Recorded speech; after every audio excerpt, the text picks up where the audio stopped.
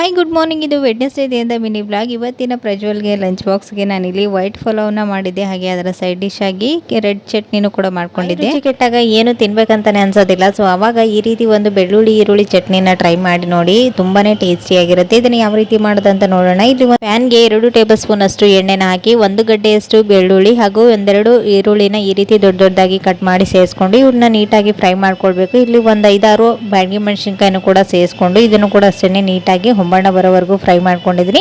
ಇವಾಗ ಇದಕ್ಕೆ ಒಂದು ಸ್ವಲ್ಪ ಹುಣಸೆ ಹಣ್ಣನ್ನು ಕೂಡ ಸೇರಿಸ್ಕೊಳ್ತಾ ಇದ್ದೀನಿ. ಲಾಸ್ಟಲ್ಲಿ ಒಂದು ಸ್ವಲ್ಪ ಕರಿಬೇವು ಸೊಪ್ಪನ್ನು ಹಾಕಿ ಇದೆಲ್ಲವೂ ಚೆನ್ನಾಗಿ ಹೊಂಬಣ್ಣ ಬರೋವರೆಗೂ ನೀಟಾಗಿ ಫ್ರೈ ಮಾಡಿಕೊಂಡು ಒಂದು ಮಿಕ್ಸಿ ಜಾರಿಗೆ ಒಂದು ಸ್ವಲ್ಪ ರುಚಿಗೆ ತಕ್ಕಷ್ಟು ಉಪ್ಪು ಹಾಗೆ ಒಂದು ಸ್ವಲ್ಪ ಬಿಸಿ ನೀರನ್ನು ಹಾಕಿ ಇದನ್ನು ಚೆನ್ನಾಗಿ ಗ್ರೈಂಡ್ ಮಾಡ್ಕೊಂಡು ತಗೊಳ್ಳಿ. ಇವಾಗ ಇನ್ನೊಂದು ಪ್ಯಾನಲ್ಲಿ 1-2 ಟೇಬಲ್ ಸ್ಪೂನ್ ಅಷ್ಟು ಎಣ್ಣೆನ ಹಾಕಿ ಸಾಸಿವೆ, ಜೀರಿಗೆ, ಉದ್ದಿನಬೇಳೆ, ಕಡಲೆಬೇಳೆ, ಒಂದು ಸ್ವಲ್ಪ ಬೆಳ್ಳುಳ್ಳಿ, ಕರಿಬೇವನ್ನು ಹಾಕಿ ಚೆನ್ನಾಗಿ ಫ್ರೈ ಆದ ನಂತರ ಅದರಲ್ಲಿ ನಾವು ಗ್ರೈಂಡ್ ಮಾಡ್ಕೊಂಡಿರುವಂತಹ ಈ ಚಟ್ನಿನ ಹಾಕಿ ಅದರಲ್ಲಿರ್ತಕ್ಕಂಥ ನೀರಿನಂಶ ಎಲ್ಲನೂ ಹೋಗಿ ಈ ರೀತಿ